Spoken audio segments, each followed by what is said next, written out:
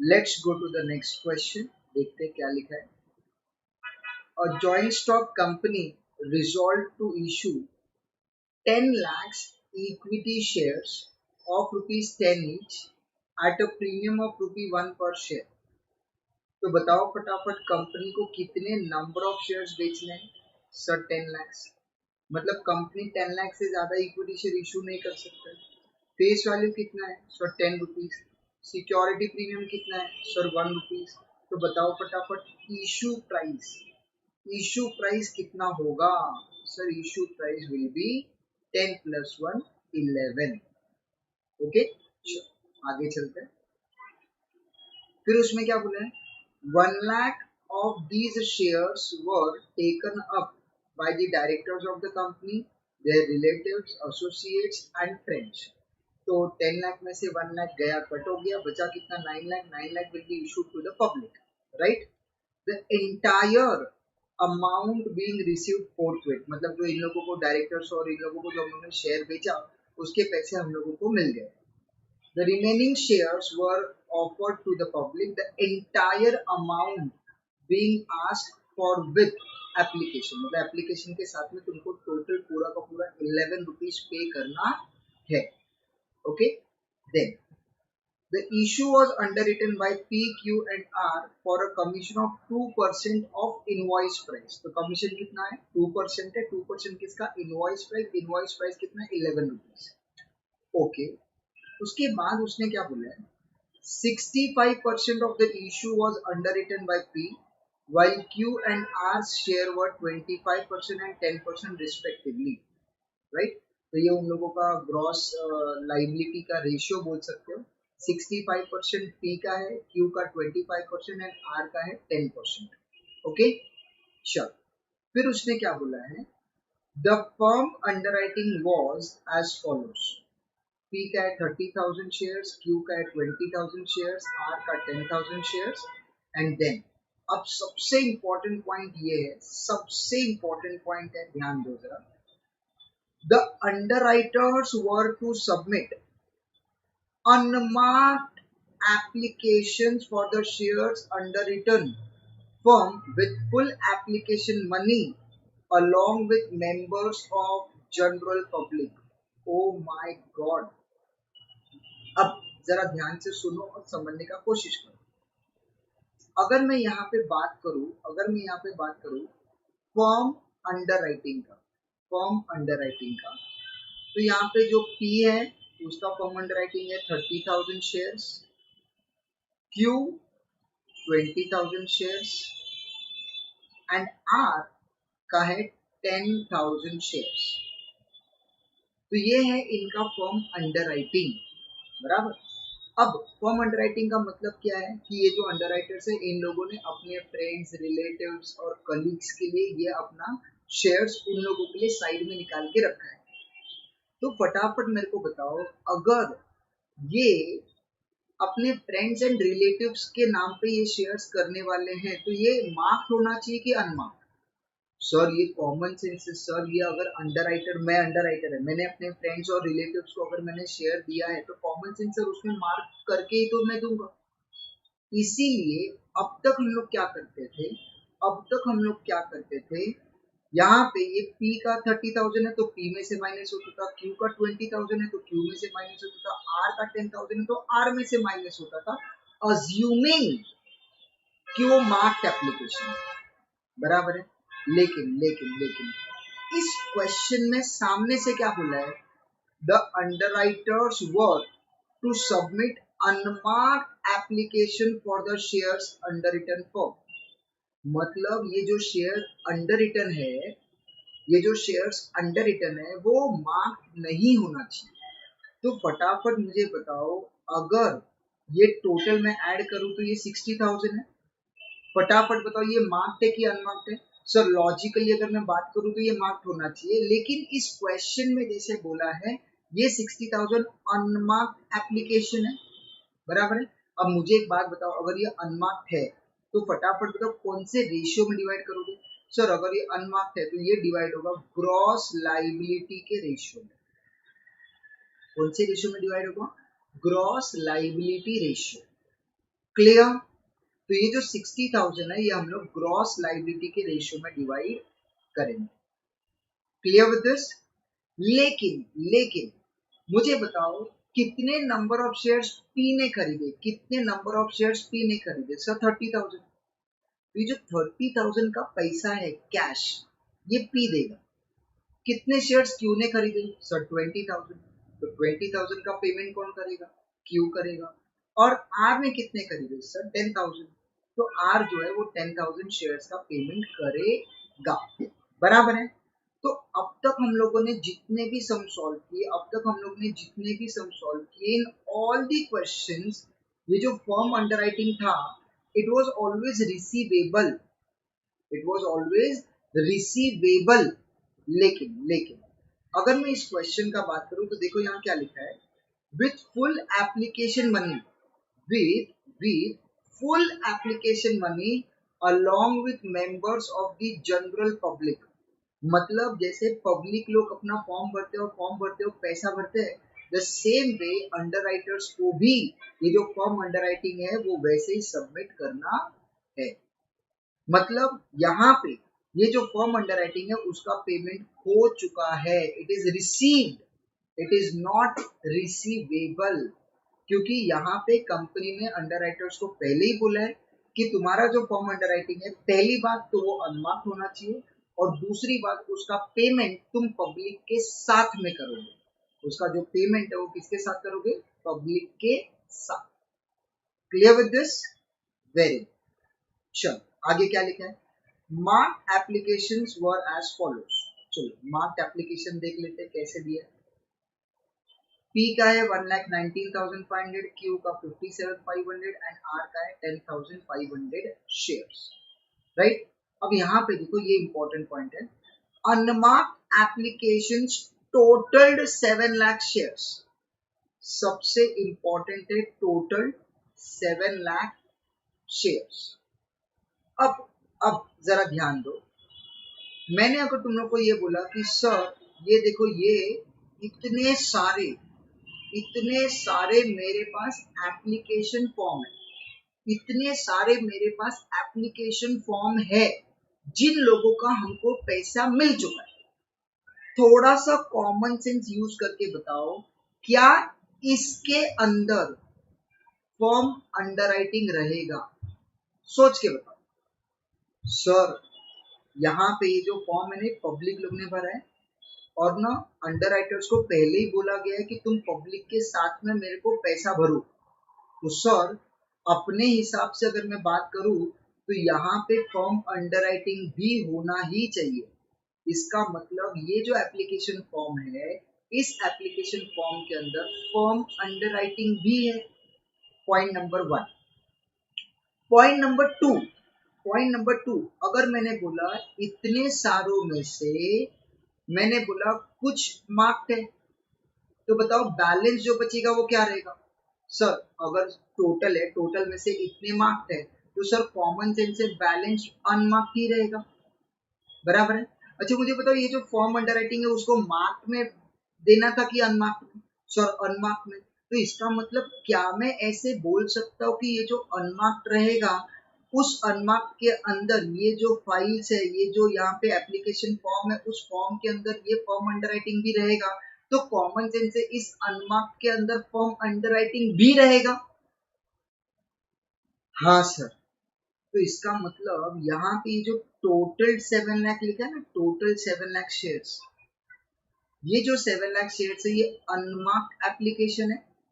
तो यहाँ पे ये टोटल जो वर्ड है ये हम लोगों को ये समझाने का कोशिश कर रहा है कि इस टोटल के अंदर फॉर्म अंडरराइटिंग भी है, इसके अंदर फॉर्म अंडरराइटिंग भी है। सर कैसे? वही तो मैं तुम लोगों को समझा रहा था कि देखो अंडरराइटर्स को क्या बोला गया, तुम्हारा जो फॉर्म अंडरराइटिंग है तुम पब्लिक के साथ मेरे को आके कंपनी में पैसा भरो। तो अंडरराइटर्स ने क्या किया, जो भी उनका फॉर्म अंडरराइटिंग था वो फॉर्म भी फिलअप करके कंपनी को भर दिया, और उसको बोला गया उस पर कोई स्टैंप नहीं होना चाहिए, मतलब उस पर कोई मार्क नहीं होना चाहिए, मतलब वो अनमार्क्ड होना चाहिए। तो कॉमन सेंस से ये जो एप्लीकेशन फॉर्म यहाँ पे पड़ा है, इसके अंदर पब्लिक का भी फॉर्म है, इसके अंदर फॉर्म अंडरराइटिंग का जो फॉर्म्स है वो भी है, और जो फॉर्म अंडरराइटिंग का फॉर्म है वो अनमार्क्ड है। तो कॉमन सेंस से जब हम लोग काउंटिंग करेंगे अनमार्क्ड एप्लीकेशन का, तो उसके अंदर फॉर्म अंडरराइटिंग का भी नंबर्स आए। ओके, तो मैं फिर से एक बार रिपीट कर रहा हूँ कि ये जो 7 लाख है, ये जो 7 लाख है अनमार्क्ड एप्लीकेशन, इसके अंदर ये जो फॉर्म अंडरराइटिंग के 60,000 है, ये फॉर्म अंडरराइटिंग का 60,000 है, उसके अंदर ऑलरेडी इंक्लूडेड है। अच्छा मुझे एक बात बताओ, अनमार्क्ड तुम कौन से रेशियो में डिवाइड करोगे? Sir gross liability. और ये जो फॉर्म अंडरराइटिंग जो है जो अनमार्क्ड है उसको, सर वो भी ग्रॉस लायबिलिटी। तो तुम क्या कर सकते हो, ये जो 7 लाख है, इस 7 लाख को दो पार्ट में डिवाइड करो। एक आएगा फॉर्म अंडरराइटिंग का 60,000 और अनमार्क्ड एप्लीकेशन का आएगा 6,40,000। दोनों को डिवाइड कौन से रेशियो में करोगे? Gross liability ratio. या फिर शॉर्टकट में क्या करो, सीधा सीधा 7 लाख को ही डिवाइड कर दो ग्रॉस लायबिलिटी रेशियो में। गोल गोल घूम के final answer is going to remain same. Clear? ठीक है, चलो आगे चलते हैं। Accounts with the underwriters were promptly settled. तो अपन जो फाइनल सेटलमेंट का एंट्री करते हैं वो बोला है, you are required to prepare a statement calculating underwriters liability for shares other than shares from underwritten. ठीक है, pass journal entries for all the transactions including cash transactions. ठीक है, तो यहाँ पे उसने बोला अपना वर्किंग नोट बनाओ, और वर्किंग नोट बनाने के बाद मेरे को जर्नल एंट्री भी करके दो। ओके, चल तो let us start with the working note. अच्छा, सबसे पहले टोटल कितने नंबर ऑफ शेयर्स थे? सर 10 लाख। 10 लाख में से प्रमोटर्स ने कितने ले लिए? सर 1 लाख। बचे कितने? 9 लाख। प्रमोटर वाला जर्नल एंट्री तुम लोगों को पहले मैं करके बता देता हूँ। प्रमोटर वाला एंट्री करके साइड में करते हैं और बाद में फिर हम लोग अंडरराइटर्स का बात करेंगे। राइट, प्रमोटर्स का एंट्री क्या आएगा? सर दो ही अपना दो एंट्री क्या आएगा? Sir cash and bank account debit हो जाएगा to equity share application account. Equity share application account बराबर है। बोलो कैसे, अमाउंट कैसे आएगा? सर 1 लाख शेयर है into 11 rupees the issue price, so that comes to 11 lakhs. That comes to what? 11 lakhs. चलो एप्लीकेशन को कहाँ ट्रांसफर करोगे? Capital. So entry equity share application account debit to equity share capital account and to security premium account. बोलो application कितना आएगा? Sir जितना credit किया है उतना डेबिट हो जाएगा। Very good, so that will be 11 lakhs. Similarly capital कितना आएगा? Sir capital will be 1 lakh into 10. Premium कितना आएगा? Sir 1 lakh into 1. Very good, तो बोलो 1 lakh into 10 is 10 lakhs and 1 lakh into 1 is 1 lakh, और दोनों को मिला के कितना आ जाएगा? 11 lakhs बराबर। तो ये दो जर्नल एंट्री करना है और उसके बाद अपना नॉर्मल जर्नल एंट्री किसका? अंडरराइटर्स का। ओके, इसी के नीचे कंटिन्यू करना है। लेकिन अब मैं यहाँ पे क्या कर रहा हूँ, अब मैं यहाँ पे करने वाला हूँ working note. Right, calculation of what? Net liability of the underwriters. चलो तो कितने अंडरराइटर्स हैं? सर यहाँ पे इन ऑल अगर बात करें तो 3 अंडरराइटर हैं, पी क्यू एंड आर। सबसे पहले आएगा ग्रॉस लायबिलिटी। बोलो ग्रॉस लायबिलिटी कितना आएगा? सर अगर मैं बात करूं परसेंटेज का तो पी का है 65%, क्यू का है कितना? 25% एंड आर का है 10%। बराबर है। ओके, टोटल कंपनी को कितने शेयर इशू करने थे? 10 लाख। 10 लाख में से 1 लाख तो प्रमोटर ने ले लिए, बच गया 9 लाख। तो चलो फटाफट कैलकुलेट कर ले हम लोग। 9 लाख का 65%, बोलो कितना आ रहा है? सो 9 lakhs का 65% comes to 5 lakhs 85,000. 25%, so 2 lakhs 25 1000, 10%, so that comes to 90,90,000, बराबर है। इसमें से हमको तीन चीज माइनस करना है, माइनस पहले तो marked application, minus unmarked application और माइनस फॉर्म अंडरराइटिंग। मैंने यहाँ पे फॉर्म अंडरराइटिंग अलग से लिखा है। इफ यू वांट इन दोनों को तुम मर्ज करके साथ में लिख सकते हो। ओके, चलो फिलहाल मैंने दोनों को अलग अलग रखा है। पहले आ जाएंगे मार्क्ड एप्लीकेशन। बोलो what is your marked application? Sir पहले वाला है 1,19,500, 1,19,500, then 57,500, 57,500, then 10,500, 10,500, right. Unmarked application total बात करूं तो 7 लाख है। 7 लाख में से फॉर्म अंडरराइटिंग का अगर मैं 60,000 माइनस कर दूं, फॉर्म अंडरराइटिंग का 60,000 अगर मैं माइनस कर दूं तो बताओ कितना बचेगा? Sir 7 lakh minus 60, so that comes to 6,40,000।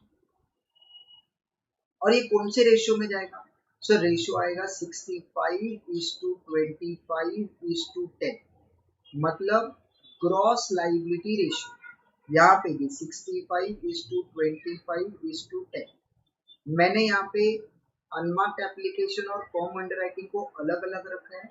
If you want तो तुम दोनों को मिक्स करके साथ में कर सकते हो। ओके, चलो डिवाइड करेंगे तो 6,40,000 डिवाइडेड बाय, अगर मैं रेशियो का टोटल करूँ तो that is 100 into 65 is equal to कितना आ रहा है? Sir that comes to 4,16,000। 25 is equal to, sir, 1,60,000 and 10 is equal to, that comes to 64,000. Similarly 60,000 divided by 100 into 65 is equal to, that is 39,000. Then 25 is equal to 15,000 and 10 is equal to 6,000, बराबर है। अच्छा मैं ना तुम लोगों को एक छोटा सा पॉइंट बता देता हूँ, कंफ्यूज मत होना। मुझे एक बात बताओ, यहाँ पे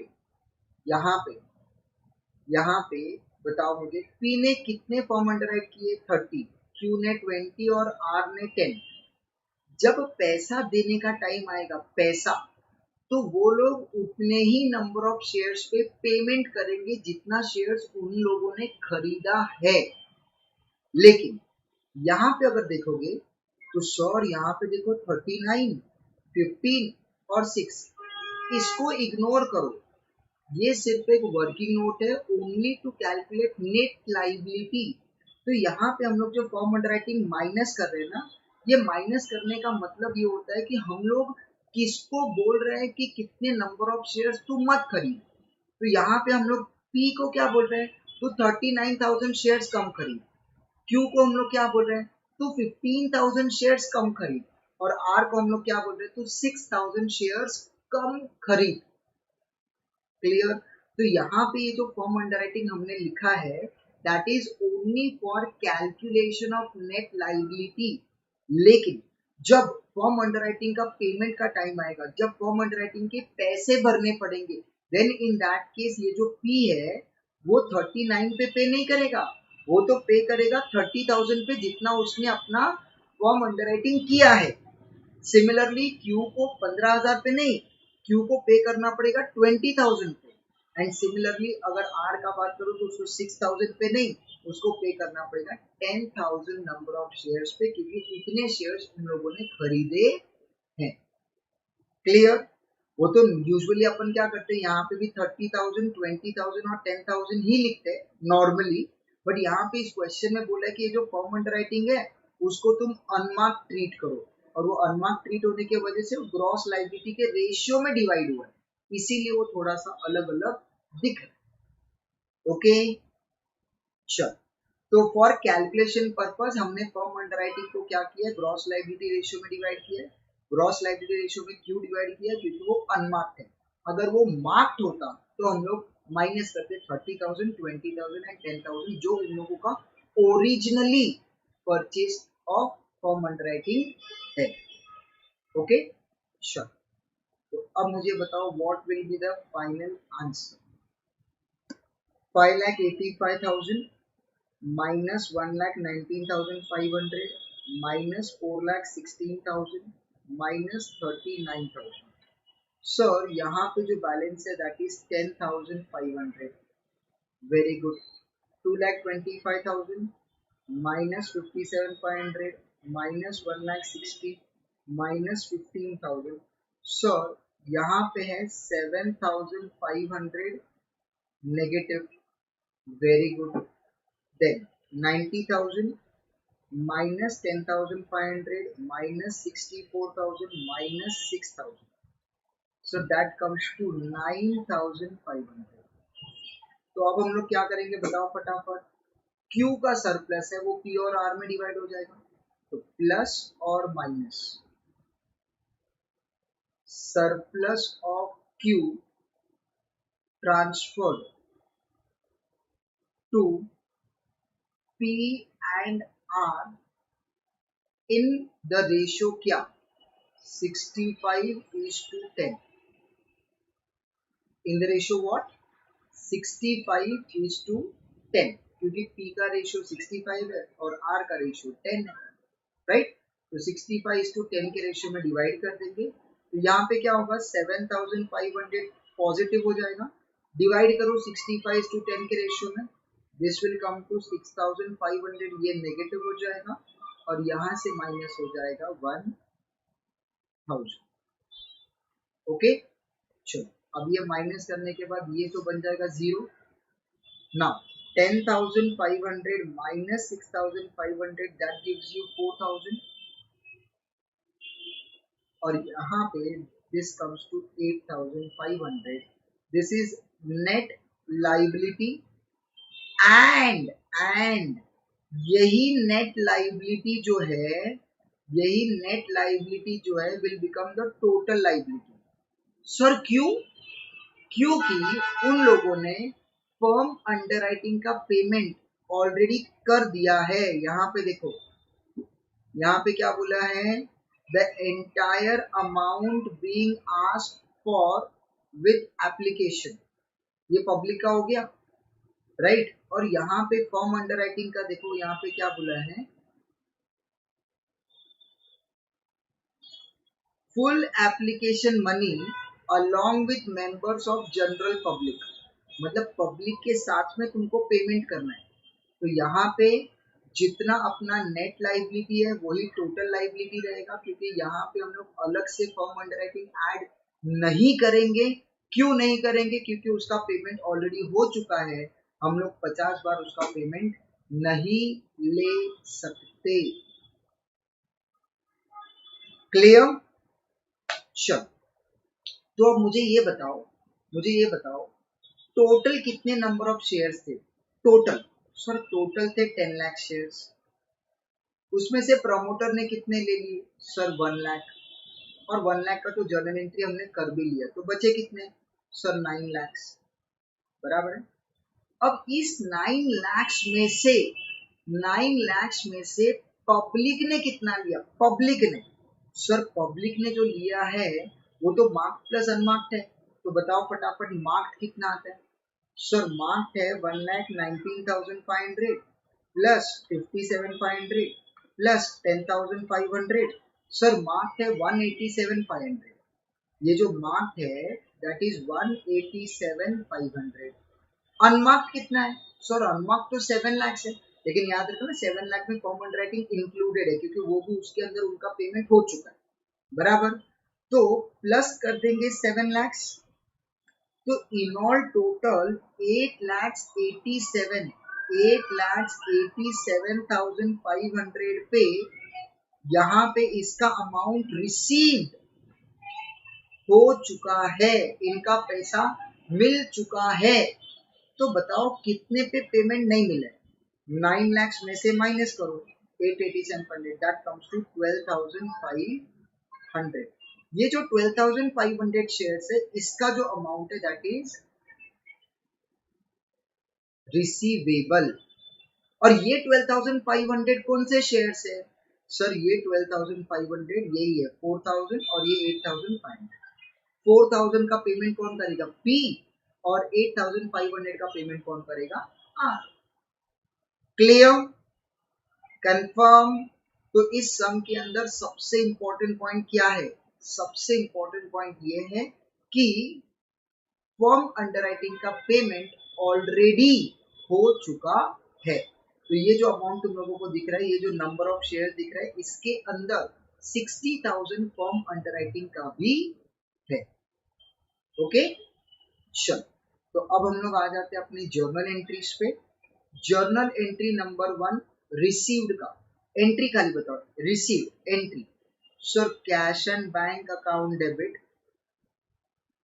to equity share application account, ये रिसीव्ड है। रिसीवेबल का एंट्री बताओ। सर रिसीवेबल है P और R से, तो एंट्री क्या आएगा? सर एंट्री आएगा P account debit, R account debit, और इनसे पैसे क्यों लेने हैं? To equity share application account, बराबर है। Then transfer equity share application account debit, transfer कहाँ होगा? To equity share capital account, जितना फेस वैल्यू है वो, और जो फेस वैल्यू के ऊपर है वो कहा जाएगा? सिक्योरिटी प्रीमियम अकाउंट, बराबर है। देन ट्रांसफर के बाद आएगा underwriters commission entry. Underwriters commission account को करना पड़ेगा डेबिट, क्योंकि एक्सपेंस है, और ये पेमेंट करना पड़ेगा P, पेमेंट करना पड़ेगा Q, और पेमेंट करना पड़ेगा R को। तो ये अपने लिए पेबल हो गए। पेबल बोले तो लाइबिलिटी, लाइबिलिटी का मतलब क्रेडिट। और उसके बाद हम लोग करेंगे फाइनल सेटलमेंट। क्लियर? चलो फाइनल सेटलमेंट का एंट्री अभी डिस्कस नहीं करते हैं। लेट्स बोलो कितने नंबर ऑफ शेयर्स पे पैसे मिल गए? सर 887,500, याद रखना इसमें फॉर्म अंडरराइटिंग इंक्लूडेड है, ठीक है ना। तो यहाँ पे 887,500 पे हमको टोटल कितने रुपए मिले? Sir 11 rupees. इश्यू प्राइस देखो ना कितना था issue price? Sir issue price was 11 rupees. Very good. अच्छा, P के पास से कितने नंबर ऑफ शेयर का पैसा लेना है? P, sir 4,000। तो P के पास से 4,000 इंटू 11 का रेट लेना है। R के पास से सर 8,500 इंटू 11। Very good. चलो कितना आएगा मेरे को बताओ? 887,500 इंटू 11 कितना आ रहा है? सर दैट कम्स टू 97,62,500, ये दोनों का अमाउंट आ जाएगा। Then 4,000 into 11 comes to 44,000 and 8,500 into 11 that comes to 93,500। दोनों को प्लस करेंगे so that comes to 1,37,500, बराबर। अब एप्लीकेशन डेबिट कितना होगा? सर जितना क्रेडिट उतना डेबिट, तो इन दोनों को प्लस कर लो। या फिर शॉर्टकट में अगर मैं बात करूं तो टोटल नंबर ऑफ शेयर थे 10 लाख, 10 लाख में से 1 लाख प्रमोटर को दिया, तो यहाँ पे टोटल बच गए 9 lakh. So it will come to 9 lakhs into 11। कितना आ रहा है बताओ? सो 9 lakhs into 11 that gives you 99 lakhs। That gives you 99 lakhs। जरा एक काम करो तो इन दोनों को ऐड करके जरा चेक तो कर लो आ रहा है क्या उतना। चेक करो। 97,62,500 प्लस 1,37,500, हाँ सर 99 lakhs आ रहा है। Very nice. कैपिटल में कितना आएगा? सर 9 लाख इंटू 10 और प्रीमियम में कितना आएगा 9 lakh into 1. Okay, so what will be the amount? Sir this comes to 90 lakhs और 9 lakh into 1 comes to 9 lakhs. Okay, चलो, वेरी नाइस. अंडरराइटर्स कमीशन, अगर अंडरराइटर्स कमीशन चाहिए तो डायरेक्टली हम लोग क्या करते हैं, पहले ना टोटल का कर लेते हैं. टोटल का बोलो, टोटल कितने नंबर ऑफ शेयर्स पे कैलकुलेट करोगे जितना अंडरराइट किया. कितना अंडरराइट किया 9 lakhs. तो 9 lakhs number of shares into 11 rupees का इशू प्राइस इंटू कमीशन है 2%. अच्छा याद रखना, क्वेश्चन में सामने से बोला है कमीशन 2% ऑन इशू प्राइस. अगर 2% ऑन फेस वैल्यू बोला रहेगा तो 9 लाख इंटू 10 इंटू 2% करना पड़ेगा. ओके, चलो बोलो कितना आ रहा है 9 lakhs into 11 into 2%, that comes to 1,98,000 बराबर. और इस 1,98,000 को हम डिवाइड करेंगे ग्रॉस लाइबिलिटी रेशियो में. तो चलो करो फटाफट, divide by 100 into 65 is equal to कितना आ रहा है sir 128,700. Then 25 is equal to कितना आ रहा है sir 49,500 and 10 is equal to कितना आ रहा है सर 19,800. अच्छा, अगर मान लो मेरे को इंडिविजुअली कैलकुलेट करना है तो बताओ पी के कितने नंबर ऑफ शेयर थे ग्रॉस लाइबिलिटी में. सर 5,85,000. ओके, तो पी के नंबर ऑफ शेयर्स थे 5,85,000 into issue price 11 into 2%. Check कर लो आ रहा है क्या. क्यू का था 2,25,000 shares into 11 into 2%. And R का अगर मैं बात करूँ तो 90,000 इंटू 11 इंटू 2%. एक बार जरा फटाफट चेक कर लो तो 5,85,000 इंटू 11 इंटू 2%, 5,85,000 इंटू 11 इंटू 2%, 128,700 आ गया. 2,25,000 इंटू 11 इंटू 2%, 49,500 आ गया. 90,000 इंटू 11 इंटू 2%, 19,800 भी आ गया. बराबर है. चलो अब फाइनल सेटलमेंट में हम लोग 1 by 1 करेंगे. 1 by 1 पहले बात करेंगे पी का. थोड़ा सा दिमाग लगाओ, मुझे बताओ पी को हमने डेबिट किया 44,000, मतलब रिसीवेबल मतलब लेने का है 44,000 लेना है. यहाँ पे देखो पी को क्रेडिट किया 128,700. तो बताओ राउंड एंड राउंड तुमको क्या लग रहा है, पैसा लेना है या पैसा देना है वो बताओ. सर देखो लेना 44 है, देना 1,28,000, मतलब गोल गोल घूम के पैसे तो देने पड़ेंगे.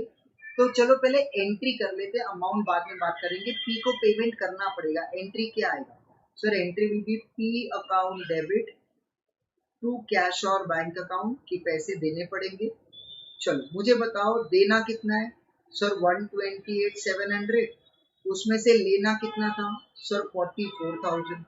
तो बताओ नेट हमको देना कितना पड़ेगा 128,700 minus 44,000, so that comes to 84,700.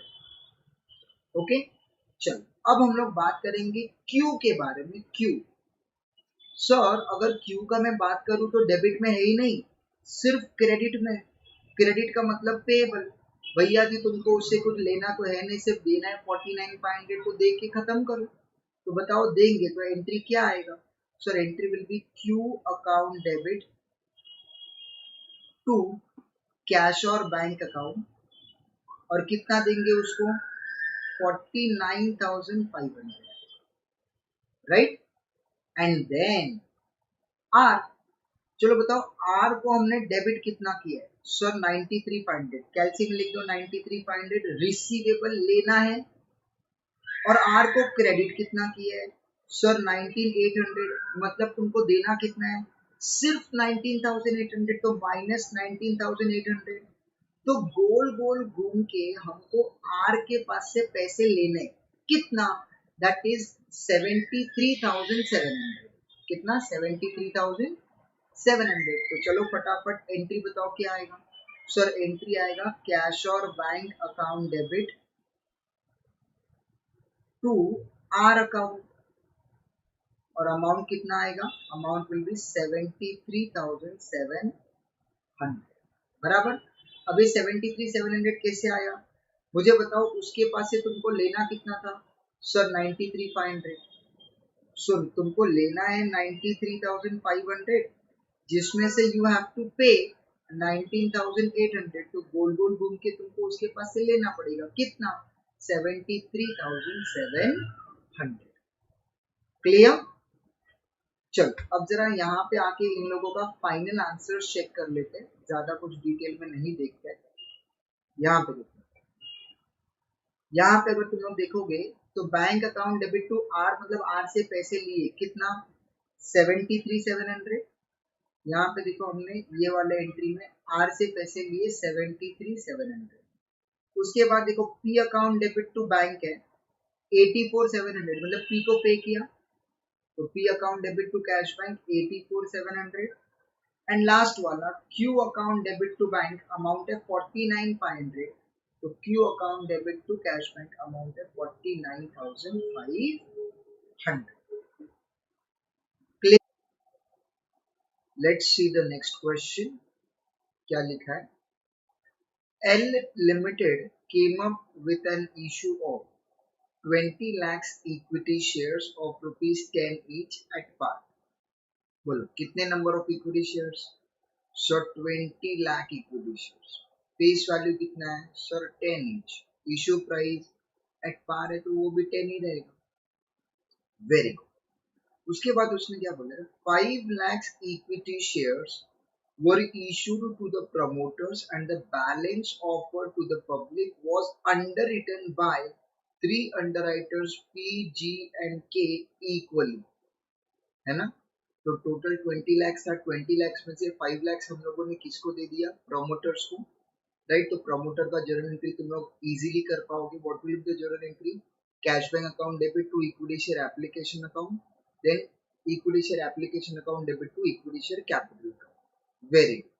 अब टोटल 20 लाख में से 5 लाख प्रोमोटर ने लिया, बचा 15 लाख, वो अंडरराइटर्स ने ले लिया। किसने किसने लिया, पी, जी एंड के, वो भी इक्वली, मतलब 5 lakh each. So what will be your gross liability ratio? Gross liability ratio will be 1:1:1. Okay? चलो आगे चलते हैं। फिर उसने क्या बोला है, excluding from underwriting of 50,000 shares each, 50,000 shares each बोला है each, तो हर एक का फॉर्म अंडरराइटिंग कितना 50,000। Subscriptions totaled 12,97,000 shares including marked form which were as under, P का 4,25,000, G का 4,50,000 एंड K का कितना 3,50,000। Okay, very good. अब यहाँ पे इस क्वेश्चन में ये पॉइंट सबसे इंपॉर्टेंट है, सबसे इंपॉर्टेंट ये पैराग्राफ है। So all of you please try to understand, यहाँ से लेकर के यहाँ तक। Okay, very very important.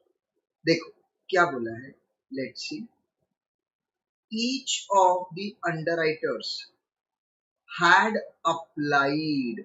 अब यहाँ पे ये वर्ड सबसे इंपॉर्टेंट है, हैड क्या बोला है, अप्लाइड। देखो जब हम लोग एप्लीकेशन फॉर्म भरते हैं ना, एप्लीकेशन फॉर्म भरने के बाद जब हम लोग कंपनी में जाके उसको सबमिट करते हैं तो उसको हम लोग बोलते हैं अप्लाइड। और जब हम लोग कंपनी को फॉर्म देते हैं तो उस टाइम पे हम लोग को एप्लीकेशन का पैसा भी भरना पड़ता है। तो यहाँ पे इन सिंपल सेंस अगर मैं ये बात बोलूं, अप्लाइड का मतलब होता है एप्लीकेशन मनी रिसीव्ड। क्या बोला मैंने, एप्लीकेशन मनी रिसीव्ड। ठीक है, देखो क्या लिखा है, each of the underwriters had applied for the number of shares covered by form underwriting. इसका मतलब क्या हुआ, इसका मतलब ये हुआ कि जो भी अंडरराइटर्स ने फर्म अंडरराइटिंग किया है, उस फर्म अंडरराइटिंग कितना किया, 50,000 शेयर्स ईच, हर एक ने अपनी फर्म अंडरराइटिंग का एप्लीकेशन का पैसा पे कर दिया है।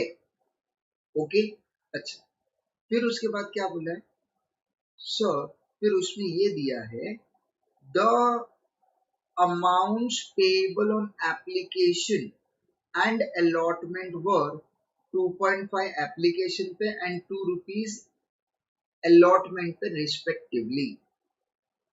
अब एक चीज है ना, ये दिमाग में फिट कर लो, कभी भी अगर क्वेश्चन में ना एप्लीकेशन दिया रहेगा और साथ में अलॉटमेंट का पैसा दिया रहेगा और वो फुल फेस वैल्यू नहीं है, फुल इश्यू प्राइस नहीं है, then in that case always तुम ऐसे अज्यूम करके चलो कि ये जो 2.5 है एप्लीकेशन, वो तो रिसीव्ड है। इस क्वेश्चन में तो अप्लाइड बोला, अप्लाइड का मतलब ये होता है एप्लीकेशन मनी रिसीव, और ये जो 2 रुपीज है अलॉटमेंट का, वो आ जाएगा रिसीवेबल, क्योंकि यहाँ पे उसने ना अलॉटेड ये वर्ड नहीं बोला। अलॉटेड का मतलब क्या होता है, कंपनी ने शेयर अलॉट कर दिया, और कंपनी शेयर्स अलॉट कब करेगा, जब तुम अलॉटमेंट का पैसा भरोगे, राइट। तो यहाँ पे इस क्वेश्चन में जो सबसे इंपॉर्टेंट पॉइंट है वो ये है कि ये जो फर्म अंडरराइटिंग दिख रहा है, ये जो यहाँ पे फर्म अंडरराइटिंग दिख रहा है, कितना है, 50,000 शेयर्स ईच, हर एक का 50,000, उसमें एप्लीकेशन का 2.5 है, उसमें अलॉटमेंट का 2 रुपीज है। एप्लीकेशन में एक वर्ड लिखा है अप्लाइड, अप्लाइड मतलब एप्लीकेशन का पैसा भर दिया, तो एप्लीकेशन मनी हो गया है रिसीव, और अलॉटमेंट का पैसा हो गया है रिसीवेबल। तो this is very very important. Firm underwriting का जो शेयर्स है उस पे एप्लीकेशन मनी जो है, एप्लीकेशन मनी इज रिसीव्ड, और जो अलॉटमेंट है दैट इज रिसीवेबल। क्लियर, ठीक है। फिर उसके बाद उसने क्या बोला है, द अग्रीड कमीशन वॉज 5%, और 5% किसका बोला नहीं है, तो ऑलवेज 5% ऑफ इशू प्राइस। इस क्वेश्चन में फेस वैल्यू भी 10 रुपीज है और इशू प्राइस भी 10 है, तो उसमें कोई लेना देना नहीं। देख क्या बोला है, पास समरी जर्नल एंट्रीज बोला है for allotment of shares to underwritten commission due to them net cash paid और रिसीव। फिर बोला है unmarked application is to be credited to underwriters equally. वो बोल रहे हैं जो अनमार्क्ड एप्लीकेशन है, अच्छा मेरे को बताओ, अपन नॉर्मली अनमार्क्ड एप्लीकेशन क्या करते हैं, ग्रॉस लायबिलिटी रेशियो में डिवाइड करते हैं। इस क्वेश्चन में ग्रॉस लायबिलिटी रेशियो क्या है, इक्वल, और उसने ना यहाँ पे बोला भी वही है कि ये जो अनमार्क्ड एप्लीकेशन है उसको तुम अंडरराइटर्स में इक्वली डिवाइड कर दो, तो ये नहीं भी दिया होता तो भी हम लोग इक्वली ही करते, राइट। चलो, तो अब हम लोग देख लेते हैं फटाफट अपना वर्किंग। अच्छा, अब इस क्वेश्चन को अगर तुम ध्यान से देखोगे तो इस क्वेश्चन में ना उसने प्रमोटर्स के एंट्री के बारे में कुछ बोला नहीं है। वो क्या बोल रहा है, देखो, जर्नल एंट्रीज करो for allotment of shares to underwriters, ठीक है। तो इसने इस क्वेश्चन में प्रमोटर्स के जर्नल एंट्री के बारे में कुछ भी बोला नहीं है, लेकिन मैं प्रमोटर्स का जर्नल एंट्री तुम लोगों को करके बता देता हूँ, सो दैट कि अगर एग्जाम में आ गया तो you should be able to answer. अच्छा, प्रमोटर्स का एंट्री तो ऑलरेडी हम लोगों ने डिस्कस भी किया था, बराबर है, बट यहाँ पे वो एंट्री नहीं आएगा। क्यों नहीं आएगा, क्योंकि सर यहाँ पे पूरे के पूरे पैसे एप्लीकेशन के टाइम पे नहीं लिए जा रहे, थोड़ा 2.5 रुपीज एप्लीकेशन के टाइम पे, 2 रुपीज अलॉटमेंट के टाइम पे, और फर्स्ट कॉल फाइनल कॉल के बारे में तो क्वेश्चन में बोला ही नहीं है, तो जो बोला नहीं है एज ऑफ नाउ हमको करना भी नहीं। ओके, तो जो बोला है वही करेंगे। पहले बात करें हम लोग प्रमोटर्स, बोलो क्या एंट्री आएगा, सर सबसे पहले एप्लीकेशन का एंट्री आप कर दो। ओके, एप्लीकेशन का एंट्री क्या आएगा, सर एंट्री आएगा cash and bank account debit to to equity share application account. Very nice. Application का पैसा कहाँ जाएगा, कैपिटल, तो एंट्री क्या आएगा, sir equity share application account debit to equity share capital account. और याद रखना यहाँ पे फेस वैल्यू 10 है, इशूड एट पार, तो यहाँ पे प्रीमियम तो आना नहीं है। अच्छा एप्लीकेशन के बाद क्या आएगा सर? अलॉटमेंट। लेकिन अलॉटमेंट में याद है ना, पहले ड्यू और फिर रिसीव्ड आएगा। तो एंट्री बताओ क्या आएगा? सर एंट्री आएगा equity share allotment account debit to equity share capital account, बराबर है। And then cash and bank account debit to equity share allotment account. तो इन ऑल प्रमोटर से रिलेटेड ये 4 एंट्री आएगा, ठीक है। हाँ, हम सब लोगों को पता है जो जर्नल एंट्री वो क्रोनोलॉजिकल ऑर्डर में आना चाहिए, मतलब डेट वाइज आना चाहिए, बराबर है।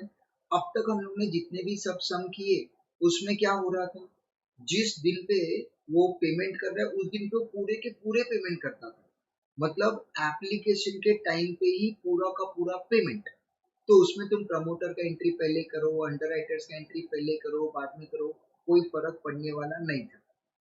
लेकिन इस क्वेश्चन में ध्यान से देखोगे तो एप्लीकेशन अलग है, अलॉटमेंट अलग है, मतलब एप्लीकेशन का पैसा वो किसी दिन पे लेगा, अलॉटमेंट का पैसा, राइट। तो यूजुअली हमको क्या करना चाहिए, जब हम लोग अंडरराइटर्स का एप्लीकेशन कर रहे हैं तभी प्रमोटर्स का भी एप्लीकेशन करो, जब हम लोग अंडरराइटर्स का अलॉटमेंट कर रहे हैं तभी प्रमोटर्स का भी अलॉटमेंट करो, यूजुअली ऐसे करना चाहिए, बराबर है।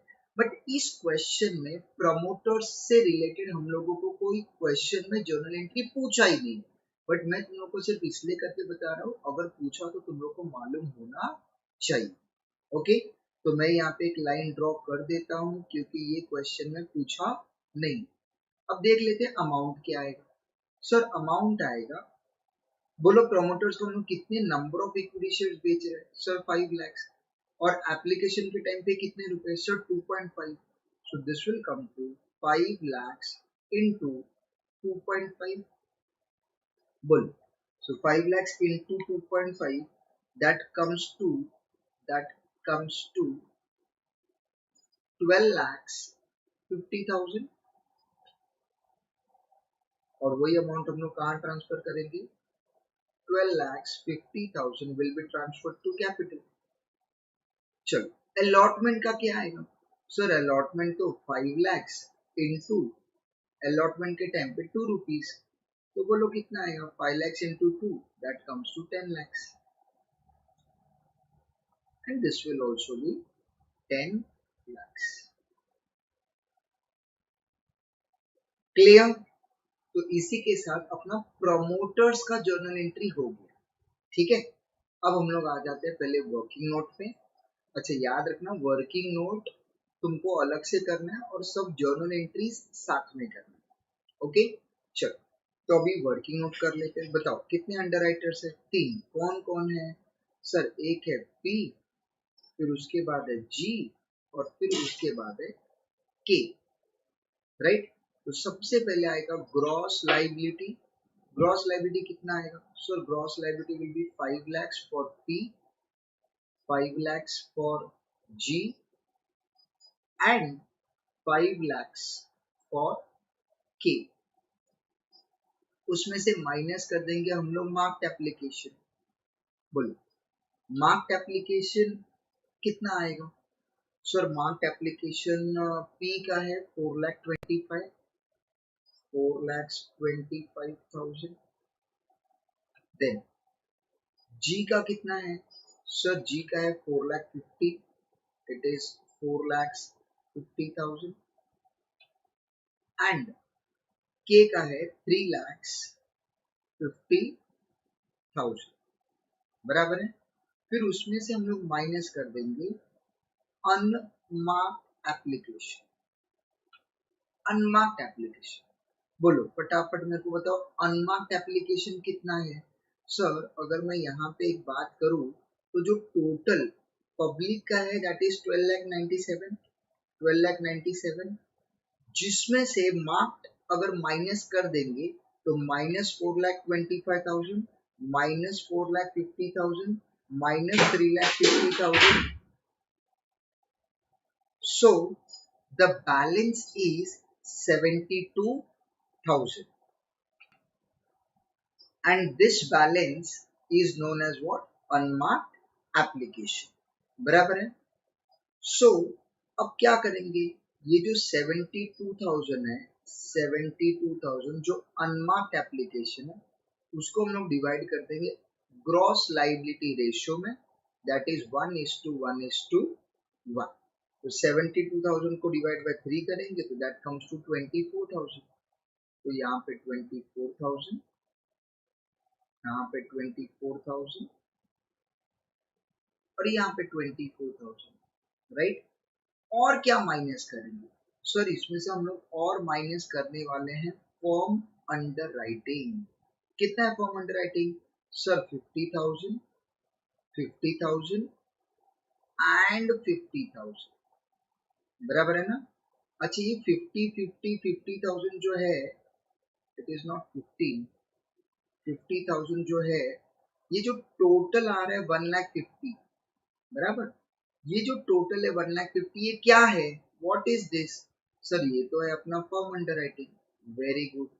ये जो फर्म अंडर राइटिंग है 1,50,000 शेयर्स, इसमें इंपॉर्टेंट पॉइंट क्या है? सर इंपॉर्टेंट पॉइंट ये है कि इसका एप्लीकेशन का पैसा जो 2.5 रुपीज है वो रिसीव्ड है. क्यों रिसीव्ड है? क्योंकि वो अप्लाइड बोला है. और दूसरा जो अलॉटमेंट का है, अलॉटमेंट का, इट इज नॉट रिसीव्ड. इसका मतलब इट बिकम्स रिसीवेबल. ठीक है. अलॉटमेंट के टाइम पे इट बिकम्स रिसीवेबल और एप्लीकेशन के टाइम पे इट इज रिसीव्ड. क्लियर? अच्छा एक इंपॉर्टेंट पॉइंट मैं तुम लोगों को बता देता हूँ. कभी भी क्वेश्चन में ना एप्लीकेशन अगर 2 रुपीज, 2.5 रुपीज ऐसे अगर कुछ बोला रहेगा तो ऑलवेज अज्यूम, अगर क्वेश्चन में नहीं बोला रहेगा तो मैं बता रहा हूँ, ऑलवेज अज्यूम कि फर्म अंडर राइटिंग का application money is always received, right. अगर क्वेश्चन में एप्लीकेशन मनी 2 रुपीज, 2.5 रुपीज बोला रहेगा तो firm underwriting always assumed to be applied. तो एप्लीकेशन मनी को हमेशा अज्यूम कर लो कि इट इज रिसीव्ड, और उसके बाद अगर अलॉटमेंट है, अगर है तो अज्यूम करो कि इट इज रिसीवेबल. ओके. इस क्वेश्चन में तो सामने से बोला है कि बाबा इट इज अप्लाइड, बट अगर नहीं भी दिया रहेगा तो स्टिल हम लोगों को ये अज्यूम करना है कि application money is received. Okay. चलो तो अब हम लोग अगर यहाँ पे बैलेंस कैलकुलेट करें तो what will be my balance? तो यहाँ पे आएगा 5 lakhs minus 4,25,000 minus 24,000 minus 50,000. So the balance is 1,000. Similarly, 5 lakhs minus 4,50,000 minus 24,000 minus 50,000. So that comes to 24,000 negative, and 5 lakh minus 3,50,000 minus 24 minus 50. So that gives me 76,000. Right. बोलो क्या करेंगे? Sir यहाँ पे करेंगे प्लस और माइनस. किसका surplus? Surplus of जी. क्या करोगे? ट्रांसफर. ट्रांसफर किसको? ट्रांसफर टू पी एंड के. In what ratio? 1:1. Very good. तो 24,000 यहाँ पे हो जाएगा प्लस, 1:1 में अगर मैं डिवाइड करूंगा तो यहाँ पे आ जाएगा 12,000 नेगेटिव, और यहाँ पे आ जाएगा 12,000 नेगेटिव. ओके. चलो तो अब इसके बाद अगर हम लोग कैलकुलेशन करें तो ये जो कैलकुलेशन है it will become 11,000 negative, this will become 0, and this will become 76 comes to 64. Okay. Once again अगर हम लोग ध्यान से देखें तो अब ये P का जो बैलेंस है दैट इज नेगेटिव, तो वापस से क्या करेंगे, प्लस और माइनस सरप्लस ऑफ P, और इस बार ये डायरेक्टली ट्रांसफर होगा, ट्रांसफर टू K, राइट। तो यहाँ पे 11,000 प्लस हो जाएगा और ये 11,000 यहाँ पे आके क्या हो जाएगा, माइनस।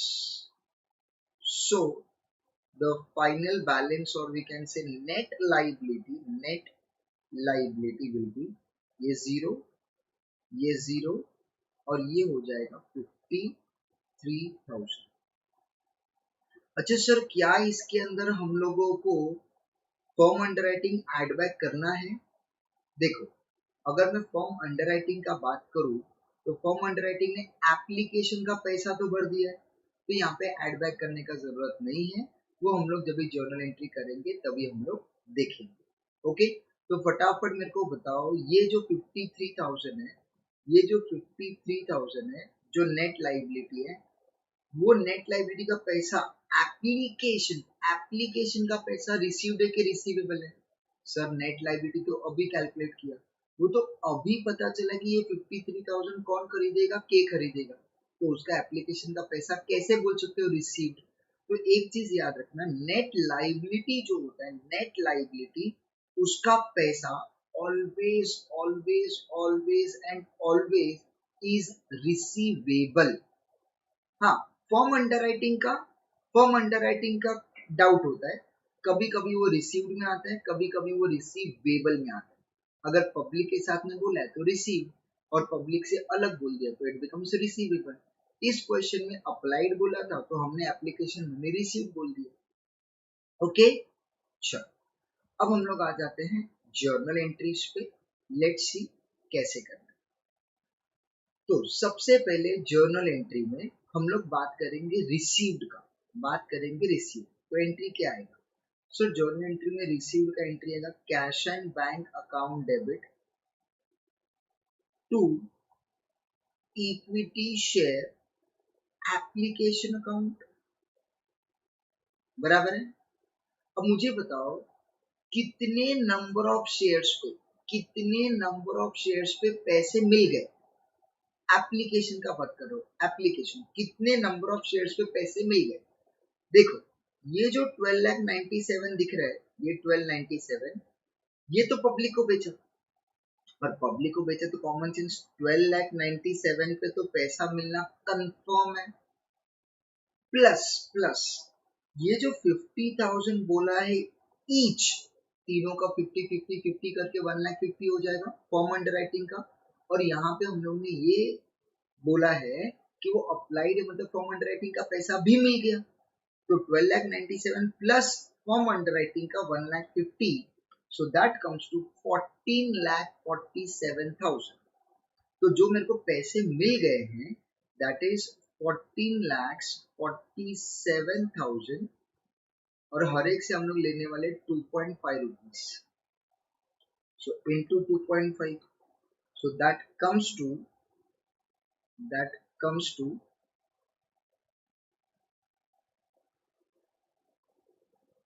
कितना आ रहा है? 36,17,500, so that comes to 36,17,500। Okay, चलो फटाफट मेरे को बताइए जो पैसा मिला वो कहाँ जाएगा? सर ये जाएगा कैपिटल में, एब्सोल्युटली करेक्ट। लेकिन लेकिन लेकिन क्या तुम्हारा टोटल 15 लाख शेयर हो गया? नहीं सर, कितना हुआ है? 14,47,000, बराबर है। कितना बाकी है? सर 53। वो 53 कौन है? ये देखो ये है। तो बताओ ये 53 क्या है? सो नेट लाइबिलिटी, मतलब इसका पैसा मिल गया कि मिलना बाकी है? Sir it is receivable. Receivable from हुम? सर रिसीवेबल फ्रॉम के। तो एंट्री बताओ फटाफट, के से रिसीवेबल है, एंट्री। सर एंट्री आएगा के अकाउंट डेबिट, क्योंकि रिसीवेबल है, to equity share application account. Amount कितना आएगा? Sir amount will be 53,000 into 2.5, very good. चलो बोलो कितना आएगा sir? 53,000 into 2.5 that gives me 1,32,500। 1,32,500। Okay, तो अब अगर तुम ध्यान से देखोगे तो अब मेरा 15 लाख पूरा हो गया। 14,47,000 पे पैसे मिल गए, 53,000 पे रिसीवेबल है, दोनों को मिला के 15 लाख, राइट। अब उसको ट्रांसफर करेंगे कैपिटल में। Entry will be equity share application account debit to equity share, कहा जाएगा बोलो? Capital account. Very good. So amount कितना आएगा सर? अगर अमाउंट का बात करें शॉर्टकट में तो आएगा 15 लाख इंटू 2.5, और अगर आपको वैसे नहीं करना है तो ये दोनों अमाउंट को प्लस कर दो। तो बताओ फटाफट कितना आएगा? 36,17,500 प्लस 1,32,500। सर टोटल है 37,50,000। 37,50,000। और इससे अगर चेक करोगे तो वो भी चेक कर लो, 15 lakh into 2.5 that also comes to 37,50,000। Clear? Okay, तो ये हो गया अपना एप्लीकेशन का। एप्लीकेशन के बाद अब सेकंड क्या आएगा सर? अलॉटमेंट। अब याद रखना अलॉटमेंट में हम सबको पता है कि अलॉटमेंट में पहले ड्यू का एंट्री आता है। वेरी गुड, तो ड्यू का एंट्री बताओ। सो ड्यू का एंट्री आएगा equity share allotment account debit to to equity share capital account. Very nice. Amount क्या आएगा सर? अमाउंट आएगा 15 लाख नंबर ऑफ शेयर्स पे इंटू 2 रुपीज का अलॉटमेंट है। सो सर अमाउंट आ जाएगा 30 lakhs। ओके, नाउ अब अलॉटमेंट ड्यू करने के बाद, हम एंट्री करेंगे रिसीव्ड और रिसीवेबल का। अच्छा रिसीव्ड का एंट्री बताओ। सो रिसीव्ड का एंट्री आएगा cash and bank account debit to what sir? To equity share allotment account. Very nice. अच्छा अब मुझे ये बताओ, क्या हम लोगों को फर्म अंडरराइटिंग का अलॉटमेंट का पैसा मिला है? नहीं सर, फर्म अंडरराइटिंग का अलॉटमेंट का पैसा हमारे लिए रिसीवेबल है। तो किसके पास से मिला है सर? वो तो सिर्फ पब्लिक के पास से मिला है। तो मतलब कितने नंबर ऑफ शेयर्स पे मिला है सर? वो तो सिर्फ 12,97,000 पे ही मिला होगा। तो फटाफट अमाउंट बताओ sir. Amount will be 12,97,000 into 2 rupees. Okay, तो कितना आएगा बोलो? 12,97,000 into 2, so that comes to 25,94,000। 25,94,000। Okay, then ये रिसीव्ड हो गया। अब नेक्स्ट क्या आएगा सर? रिसीवेबल। और याद रखना अब इस बार जो रिसीवेबल है वो रिसीवेबल तीनों अंडरराइटर से रहेगा, पी जी एंड के तीनों से। तो अब एंट्री क्या आएगा sir? Entry will be P account debit, G account debit, K account debit to equity share allotment account. बराबर है ना?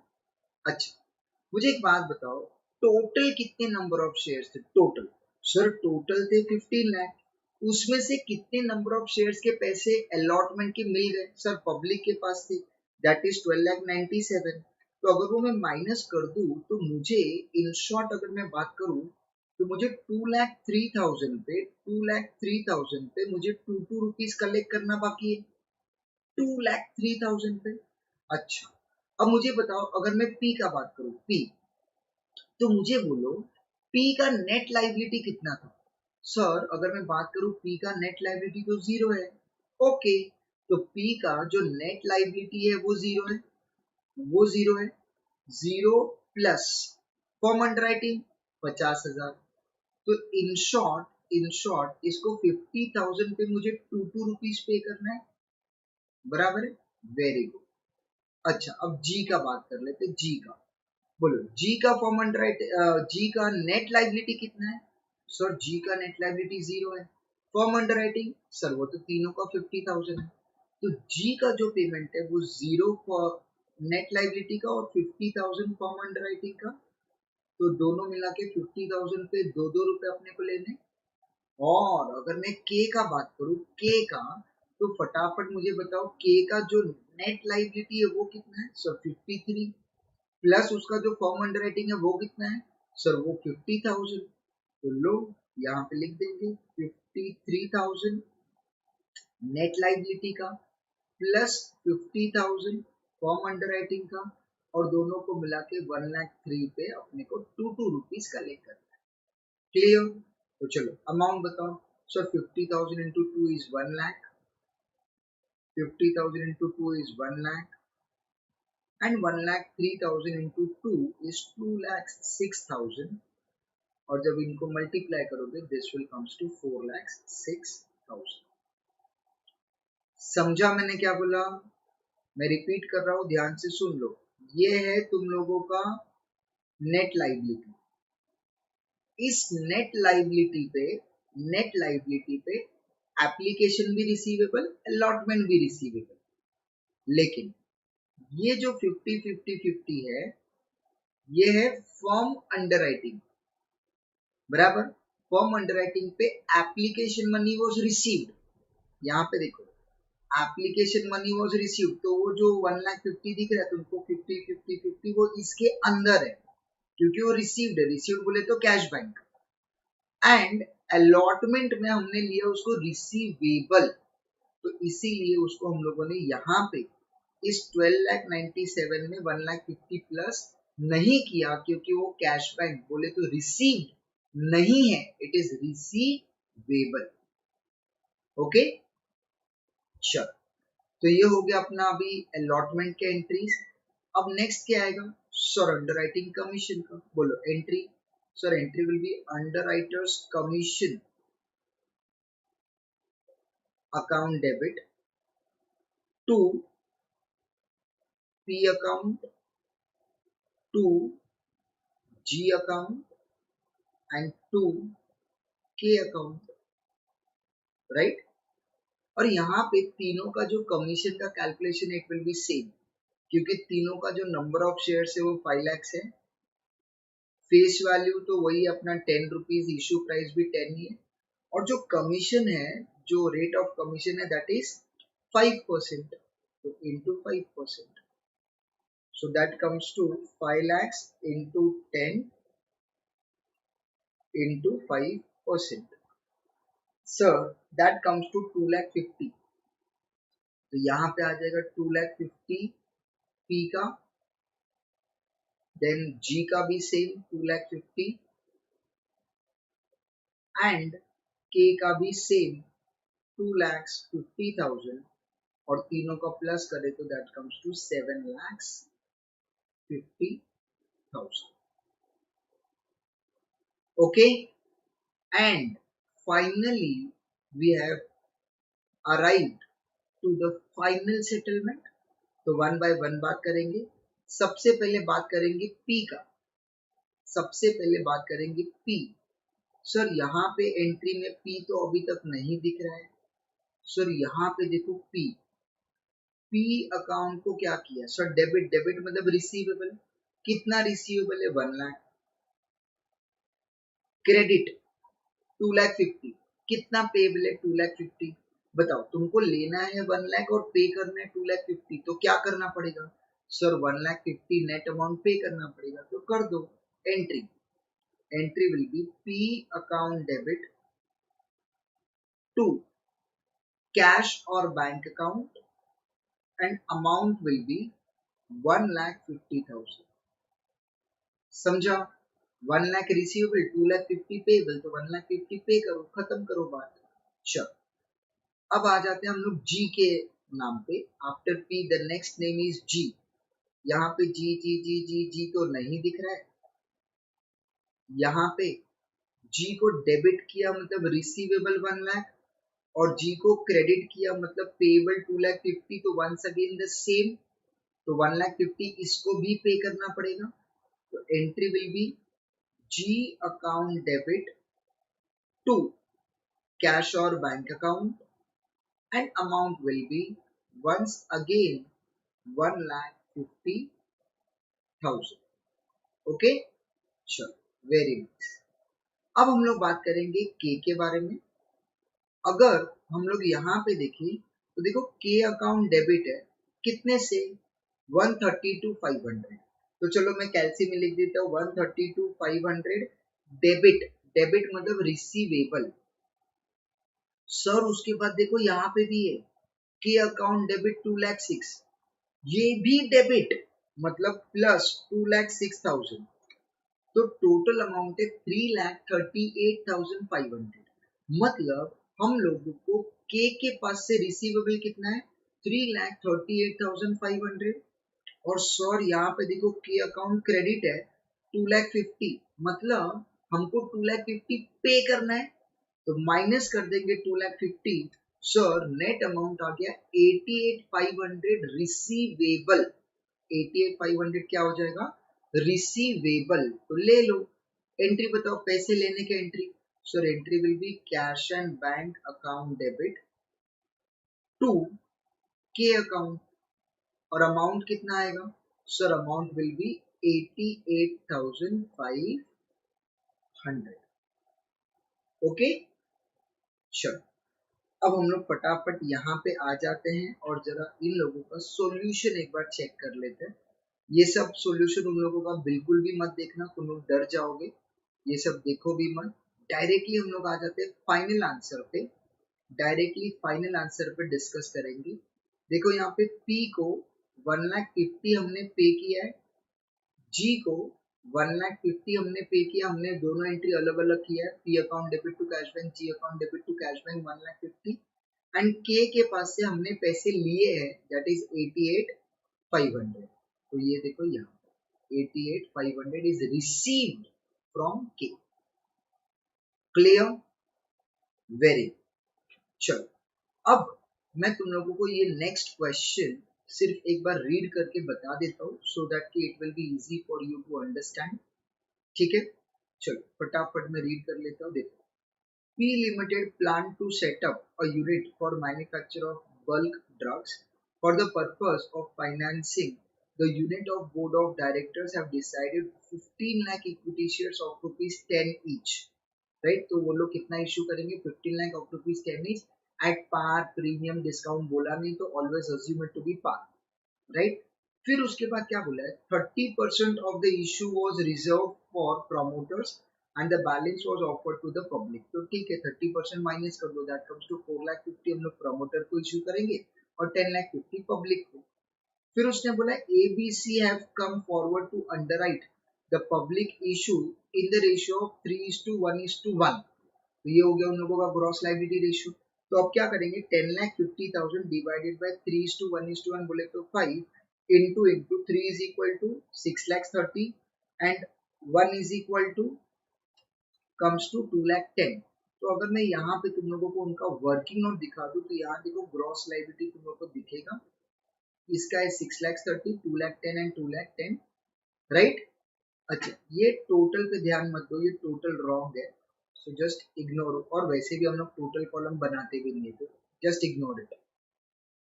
चल, सो ये हो गया अपना एक काम। देन उसके बाद क्या बोला है, and also agreed for firm underwriting of 30,000, 20,000 and 10,000 shares respectively. फिर क्या बोला है, the underwriting commission was fixed at 4%, 4% of issue price. The amount payable on application was 2.5 per share। हो सबसे इम्पोर्टेंट ये है। अब मुझे बताओ, एप्लीकेशन पे तुम पूरे पैसे ले रहे हो कि सिर्फ 2.5, सिर्फ 2.5। तो what I will suggest you is, ये जो फॉर्म अंडरराइटिंग तुम लोग को दिख रहा है 30,000, 20,000, 10,000, ऑलवेज अज्यूम कि ये जो फॉर्म अंडरराइटिंग है इस पे एप्लीकेशन मनी is received। अब यहाँ पे देखोगे तो क्वेश्चन में खाली एप्लीकेशन का बात की, अलॉटमेंट तो बोला ही नहीं। अगर अलॉटमेंट बोला भी होता तो उसको हम लोग रिसीवेबल ऐसे अज्यूम करते। ओके, चलो। Then the details of subscriptions are marked form बोला है, ए का 5,50,000, बी का है 2 लाख, सी का है 1,50,000। Unmarked forms were received for 50,000 shares. Unmarked application हो गए। From the above, you are required to show the application of liability among underwriters with working. तो working note बनाना है on past journalities in the books of company for underwriters net liability and the receipt of payment of the cash to the underwriters, determining net liability towards payment of commission to the underwriters. तो as usual अपना वही working note बनाना है, right. ये working note में तुम लोगों को दिखा देता हूँ सो दैट कि तुम लोग उससे क्रॉस वेरीफाई कर सको अपना आंसर। तो यहाँ पे अगर मैं नेट लायबिलिटी बात करूँ तो ये 5,000 है, ये नील है और ये 35 है। उसमें इन लोगों ने फॉर्म अंडरराइटिंग ऐड किया हुआ है, ठीक है। What I will suggest you कि तुम लोग ये फॉर्म अंडरराइटिंग ऐड करो ही मत। तुम लोगों का ना आंसर जो है वो यहीं पे एंड हो जाना चाहिए, नेट लायबिलिटी पे ही एंड कर दो। जैसे हम लोग ने, अगर तुम लोग ने यहाँ पे देखा रहेगा तो मैंने यहाँ पे कैसे नेट लायबिलिटी पे एंड कर दिया, मैंने थोड़ी ना यहाँ पे फॉर्म अंडरराइटिंग अलग से ऐड किया, राइट। तो मैं क्यों नहीं बोल रहा तुम लोगों को ये ऐड करने के लिए, क्योंकि यहाँ पे एप्लीकेशन का पैसा तो मिल गया है, राइट, और हमको सिर्फ एप्लीकेशन का ही करना है ना। तो यहाँ पे नेट लायबिलिटी पे ही एंड कर दो। और ये नेट लायबिलिटी का जो पैसा है it is receivable, it is receivable. तो मुझे बताओ टोटल कितने शेयर थे पब्लिक के। अच्छा, टोटल थे 15 लाख, जिसमें से 4,50,000 प्रमोटर्स का था, बैलेंस बचा 10,50,000। 10,50,000 में से ये 5 और ये 35 बोले तो 40, तो माइनस कर दिया 40,000 रिसीवेबल। तो मुझे बताओ एप्लीकेशन का कितने नंबर ऑफ शेयर्स पे पैसे मिल गए। तो दैट इज 10,10,000। और याद रखना इस 10,10,000 में फॉर्म अंडरराइटिंग इंक्लूडेड है। Form underwriting is what, included, right. तो देखो अब यहाँ पे ना इन लोगों ने ना ये कुछ वर्किंग नोट किया है। आई विल सजेस्ट कि तुम ये देखो ही मत, जैसे अभी हम लोग ने प्रीवियस क्वेश्चन में सम सॉल्व किया वैसे ही कर लो। हम लोग ने थोड़ी ना ऐसा कोई वर्किंग नोट किया, राइट। तो तुम लोग क्या करो, डायरेक्टली यहाँ पे इन लोगों का सॉल्यूशन मैं तुम लोगों को दिखा देता हूँ, एक बार सॉल्यूशन देख लो, ठीक है, और इसके हिसाब से you have to solve. Okay, तो यहाँ पे इन लोगों ने क्या किया है, सिर्फ अंडरराइटर से रिलेटेड सिर्फ एंट्री किया हुआ है। तो तुम लोग ये सब मत देखो, यहाँ पे तुम लोग सिर्फ ये फाइनल आंसर पे ध्यान दो। सिर्फ ये फाइनल आंसर तुम लोगों का मैच होना चाहिए। ये जो अमाउंट है ना, जैसे हम लोग हर बार हर क्वेश्चन में यही तो चेक करते हैं, फाइनल अमाउंट की ए से कितना लिया, बी से कितना लिया, सी को कितना पे किया एंड सो ऑन, बराबर। बाकी के सब एंट्रीज तुम लोग देखो भी मत और वो सब सोचने भी मत जाओ, जैसे हम लोग नॉर्मली करते हैं वैसे टाइप से करो। पहला कौन सा एंट्री आएगा, रिसीव, दूसरा आएगा रिसीवेबल, देन उसके बाद यहाँ पे क्या आएगा, ट्रांसफर, फिर उसके बाद underwriting commission and then final settlement, बराबर। अच्छा, याद रखना यहाँ पे रिसीव्ड के लिए सिर्फ एप्लीकेशन का कितना रुपीज रिसीव करना है, सर यहाँ पे एप्लीकेशन का सिर्फ 2.5 रुपीज रिसीव करना है, अलॉटमेंट का एंट्री करना ही नहीं है, बराबर है। अच्छा, फॉर्म अंडरराइटिंग का पैसा रिसीव्ड है कि रिसीवेबल, सर फॉर्म अंडरराइटिंग का पैसा रिसीव्ड है, बराबर। रिसीवेबल कितने नंबर ऑफ शेयर्स पे, सिर्फ 40,000, वो भी कौन सा वाला, कौन सा वाला 40,000, नेट लायबिलिटी का। नेट लायबिलिटी का किसका किसका कितना है, ए का 5,000 है और सी का 35,000।